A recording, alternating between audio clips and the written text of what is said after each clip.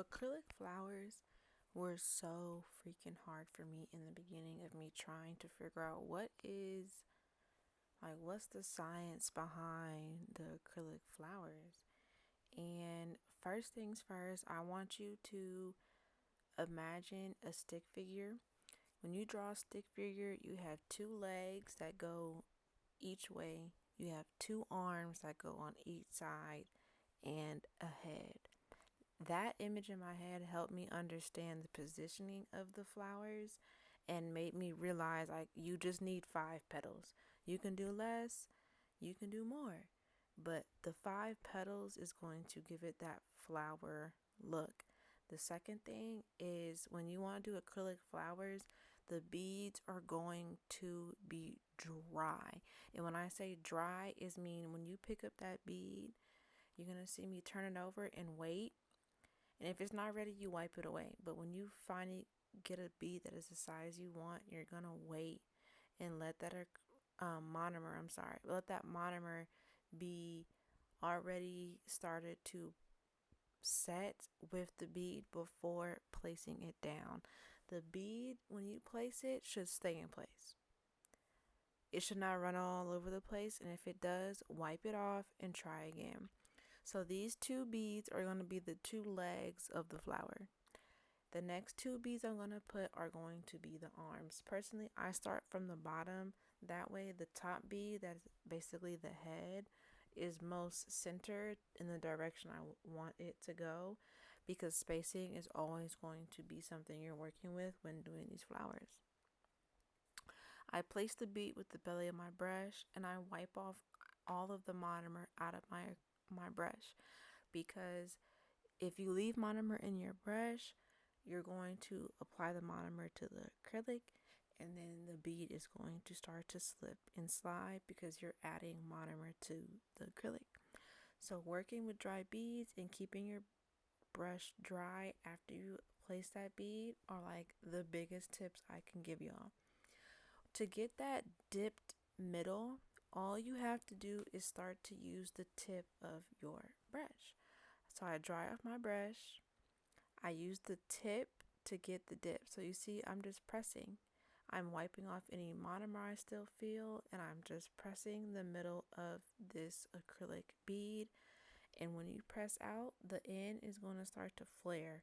It's no problem. All you have to do is pat it back into shape, as you see me doing here, and just keep pressing for that divot until you get it to your satisfaction.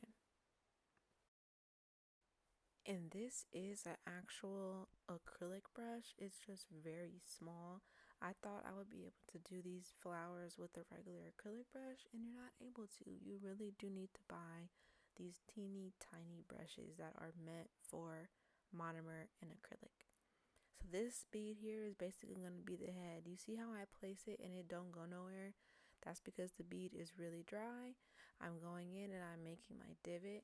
Once you make that divot with the end of your brush, the flower petal shape is just going to do it on its own. You don't have to really do much on that shape. It's just about getting that center portion right and deep enough to make it look like there's a line running through the acrylic.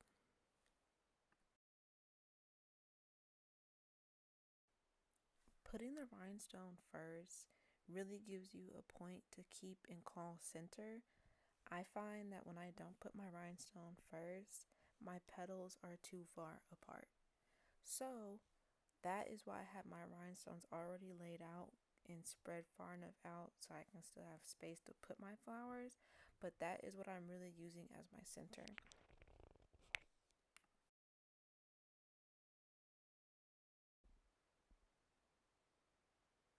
Taking the corner of my brush and I'm just making that line deeper.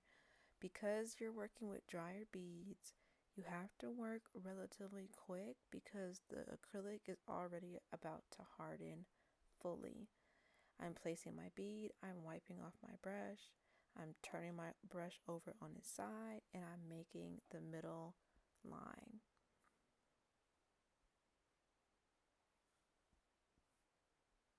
I'm going in, I'm grabbing another one. Keeping your beads relatively the same size does help keep your petals all the same shape. That is harder than it looks, but it is very doable. That's why all of my lines, I'm sorry, all of my beads that I pick up are in a straight line. That way I'm able to really see how big of a bead I picked up last time and use it as a reference for the bead I pick up next.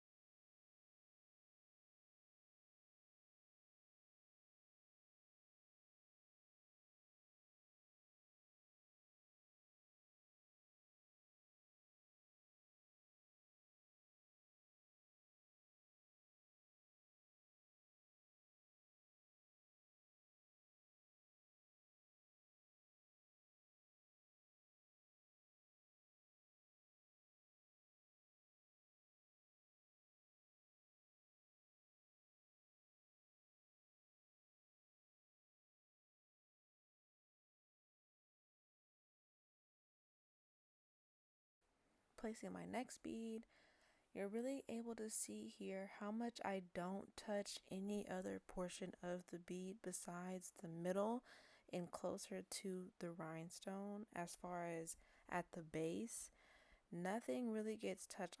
When I do touch it, I turn my brush, I'm sorry, my blah, blah, my brush back flat. I pat it, which will spread it and make it round on the top. Then I go back in with my brush on its side and pat the middle. I'm waiting for this bead to dry. So, and just in real time, I did not speed up this video at all because you're able to see in real time how long I'm waiting before I place my bead down.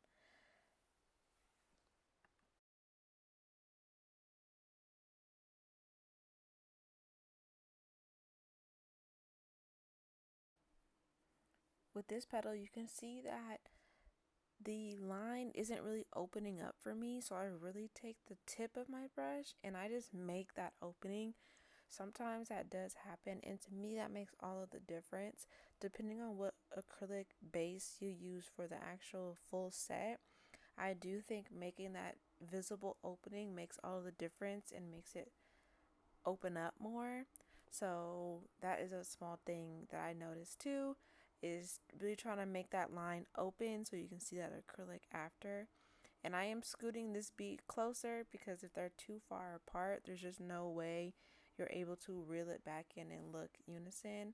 And when I do notice that it's not really coming out how I want it to, wipe it away, because once it's on there and you have to take the nippers and try to like nip it off, then you have to like file it because it's already acrylic there, so it's more of a hassle. So just keeping in mind that to always analyze, like if it's not going to work out, just wipe it off and try again versus waiting too long and not letting it work. But I still just go right back in after this bead is dry and I place it a little bit closer to the rhinestone, and then I wipe my brush. I bring it in just a tad, keeping that top round, wiping my brush off again, turning it, making the divot, wiping my brush, going in again and just bringing that line closer and closer, bringing the acrylic closer to the rhinestone, more tapered. That way, when I dig in again, it opens up and still is round on the top. And that is a majority of acrylic flowers. It's a learning curve. It's watching someone do it and really just looking at the technique, how they wipe their brush, how long they wait before they apply the acrylic. I'm sorry, how long they wait until they place the bead, and what angles of the acrylic brush they're actually using. Those are the techniques of acrylic flowers. I really do appreciate you guys so much for watching. Thank you so much, and bye.